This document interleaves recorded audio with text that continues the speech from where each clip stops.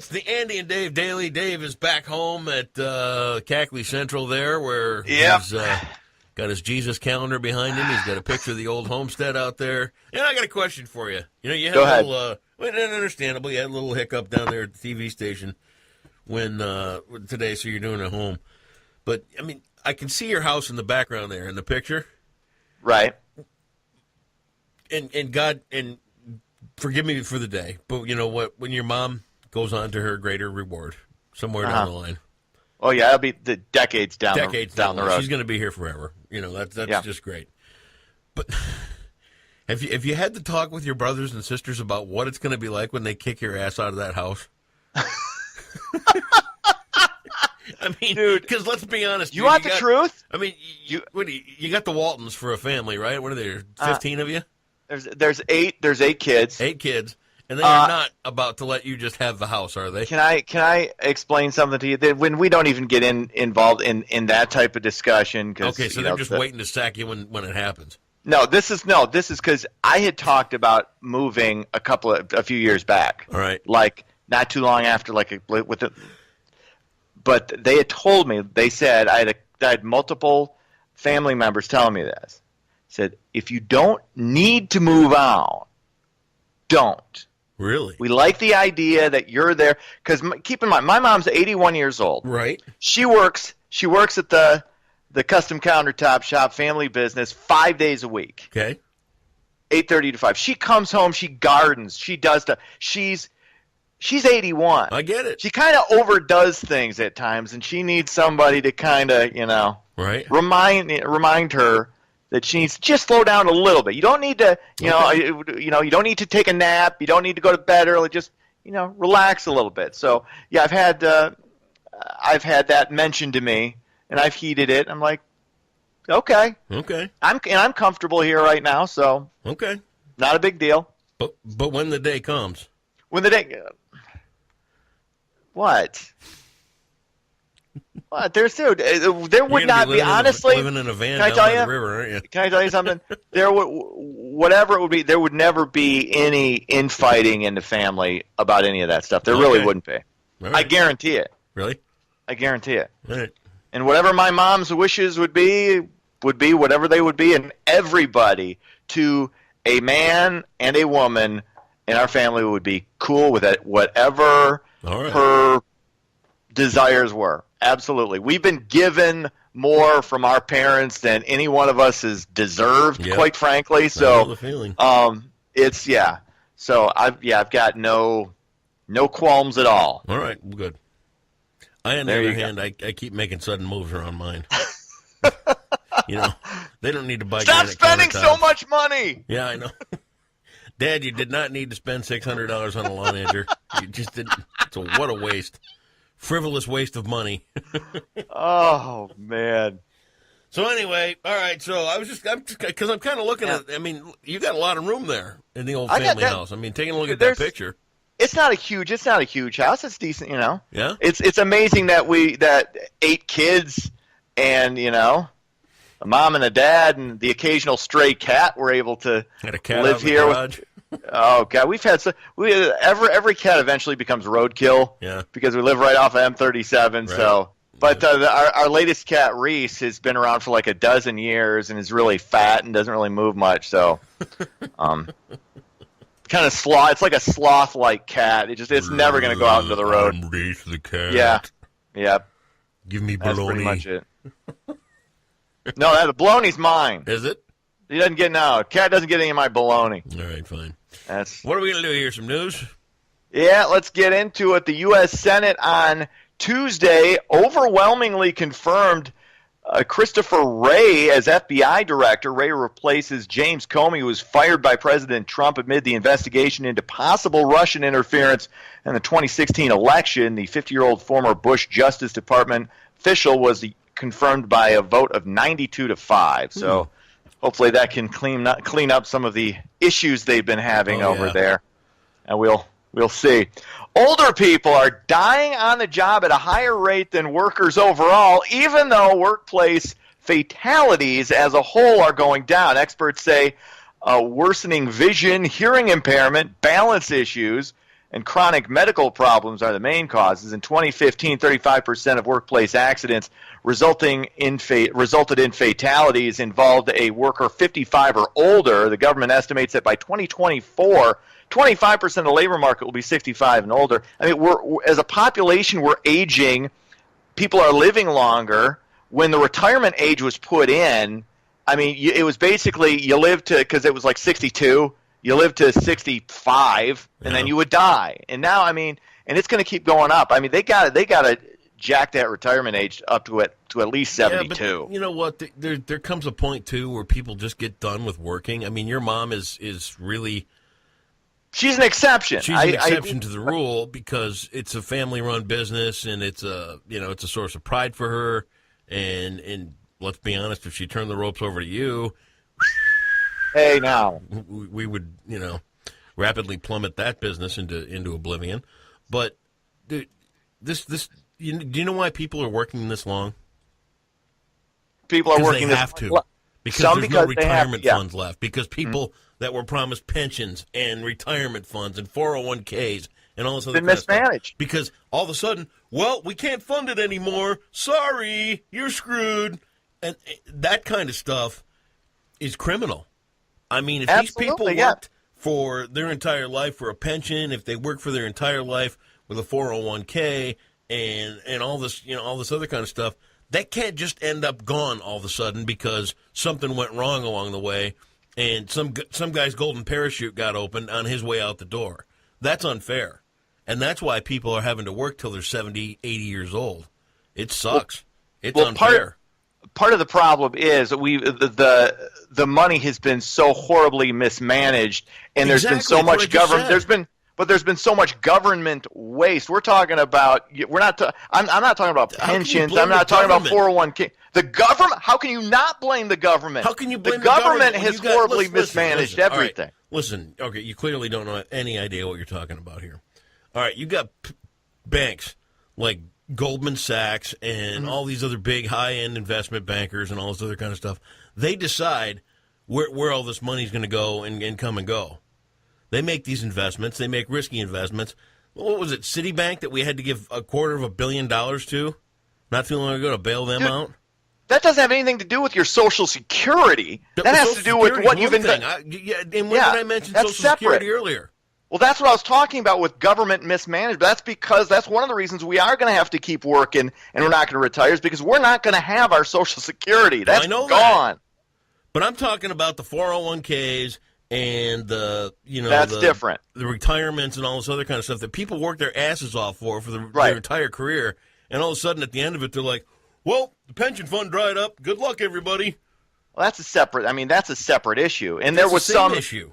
Oh, that's a separate issue because government's involved in the Social Security aspect, and to an extent, when you go back to the 2008 housing crisis that we had, that was in part due to the banks, but in part due to the government saying, "Hey, you've got to give these people who can't afford to buy a $350,000 house a loan that they're not and we're gonna supplement their loan. Like if they can't pay it, we'll pay it." Then we had the housing crisis, and then the economy went in the toilet. Yep. So, and that was you had a lot of blame. It's a mess, and it's a shameful situation. And look at my dad, Teamster, right? This is an awesome thing to have been a part of. But now this whole Teamster pension thing, he feels threatened. And that's understandable because you've got that's when you join a company and you're promised a pension. Mm-hmm. That's not right. I mean, at the end of the day, it seems okay that they can just go, well, seems the pension fund ran out. We don't know. And then it's okay. But that's separate from government. I mean, like I said, that's separate from government. That's a company doing Social that. Security was set up with the idea that by the time you got to that retirement age, you would have made a living good enough that your house is going to be paid off. Mm-hmm. All you got to really do is pay for the electricity and all this other kind of stuff. But when everybody's making $10 an hour, nobody's paying their house off. Well, that's not what everybody's making. The wages just aren't there anymore. But it's not part of it is also that we are buying things that we can't afford. People still buy houses they can't. People buy cars they can't afford. They spend too much money on everything. You got to learn how to economize, and and especially if you're a young person, if you're in your 20s now, you're just getting into the job market, you've got to have the attitude that I'm going to be working for the rest of my life. You've got to hustle, you've got to be tougher. We've gotten soft as a country just in general, and I'll throw myself in there too. I've gotten soft. We all have, I think, collectively, and we just got to get tougher, and we've got to get smarter, and we've got to make better decisions personally and financially. Otherwise, we're screwed. Well, thank you, Dave Ramsey. You're very good at this. I don't listen to him enough. Oh, yeah, you don't. Well, and he's been bankrupt, 3 times? Yeah. I don't know. I love looking at those poster boards for Dave Ramsey up along the highway, and he's like this. And it's like, here's Dave Ramsey smiling, and it's like, do you realize I took 1,000 people's radio jobs? I'm Dave Ramsey. Yeah, Dave, good advice, but guess what? You're part of the problem. Got news for you. I don't know. Next story.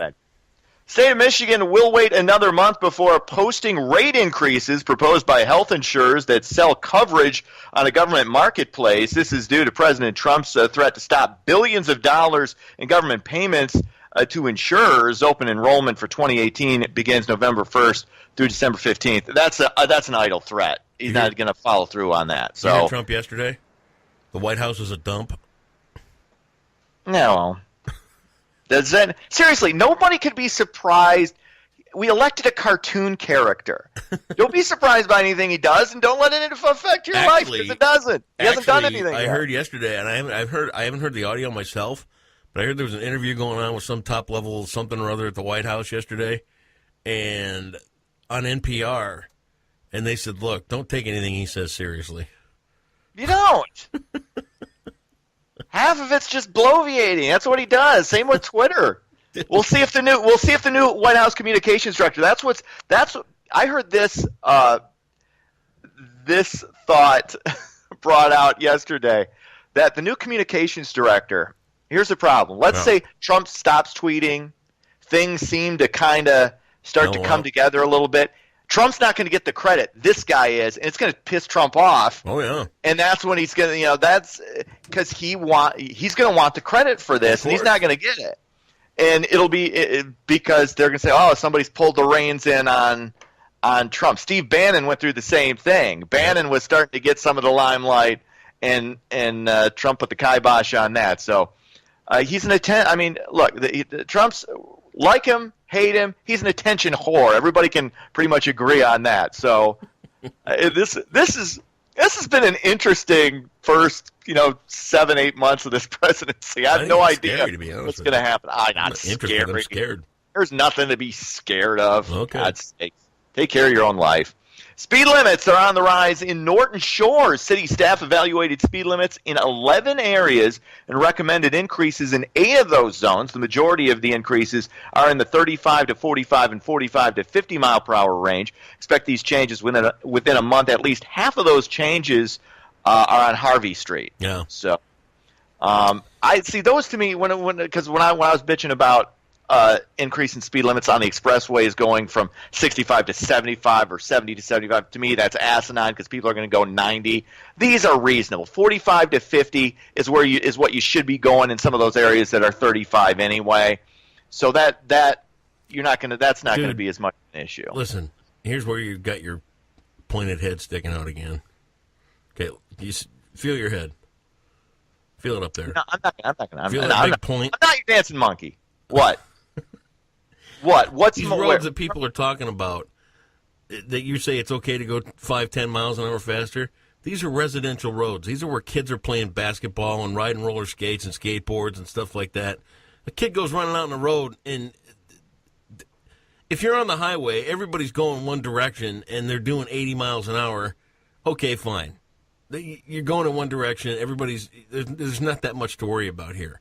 But if you got two-way traffic and they're going back and forth, and kids are in roads, and people are walking, and people are riding bikes, and dogs are out playing, and you don't want to increase speed limits in these residential areas. It's just, but herein lies the problem, because we're facing this in Roosevelt Park too. What happens is that you get a traffic study done.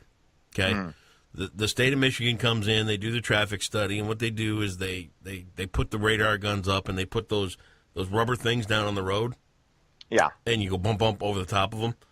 And what they do is they come back and they say, look, 85% of the cars going up and down on this street are driving at this speed. This should be the speed limit.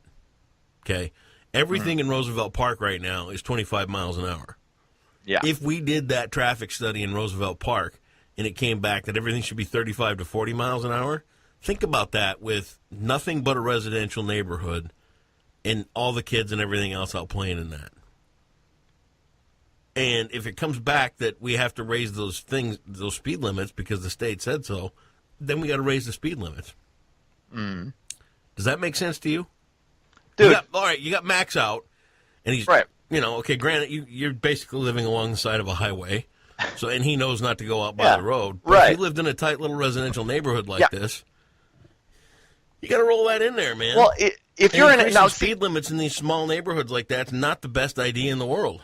It depends on how tight the neighborhood is, because there are areas where you have houses separated by a little bit, and you can see, and there's more. I mean, some of those areas that I've driven in that are 25 or 35, and keep in mind, I drive like a 70-year-old woman with cataracts. I go slower than a lot of people go. 35, 40 in some of those areas is fine because you're aware, and it all comes back to weather conditions too. But you can see it's not like somebody's going to dart out in front of you. You're not going to be able to see them and stop in time. No, so I don't. Yeah, I don't. You, it's not necessarily a good thing to increase speed limits like that. But you didn't have a problem with people going 95 on the expressway in November. All going one way. You're all going in the same direction. There's two lanes that you can get around anything. I don't. I don't have a problem going people doing 80 down the highway at all. Except when it turns to December and people still think you can go 85, 90. That's their problem, man. Just saying. If you want to drive like that in December, hey, you're that dumb. Hey, well, whatever. All right. Sports. Tigers beat the Yankees 4-3. Whoop, Cubs win. Cubs win. Cubs win. They beat the Arizona Diamondbacks 16-4. We are a day away. Weird. What? 16-4? Avila against J.D. Martinez. Yeah. Hey, didn't I see you a couple weeks ago? Yeah. We used to. I'm not used to seeing you. Yeah. Football starts in one day. Hall of Fame game tomorrow. Ugh. Cowboys, Cardinals, third stringers against third stringers. I don't care that the games don't count. Football is back. Sucks. Can't wait. Whatever, dude. Reason to stay off Facebook on Sundays. Listening to everybody. Oh, Spade, you know what? Today is a monumental day in history, my friend. What? What happened 4 years ago on this date? 4 years ago, I do not know. It's you August were 2nd. handed a win at a. No, that's when I won the demolition derby. Yeah, and I said I was going to win. It was a gimme. Guaranteed victory. It was a gimme. Oh, no gimmies, dude. $1,000. No, when $1,000 is up for grabs, there was no gimme there. $1,000 for that. I got $1,000 for winning that. I gave $400 back to the charity and kept the other $600. Yes, when there's that kind of money involved, those guys were not taking it easy on me. How much did you win? I ended up $1,000 and I won. I gave $400 of it back to the charity, so I ended up with $600. So $1,000, huh? Yeah. Mm-hmm. You got a W-2 for that? I don't know what that is. What do you mean? You didn't get a 1099? I don't remember. It's fuzzy. That's years ago. There's no, What there's is no it on trail. taxes, 7 years? I don't know. It's only been 4? I got some phone calls to make.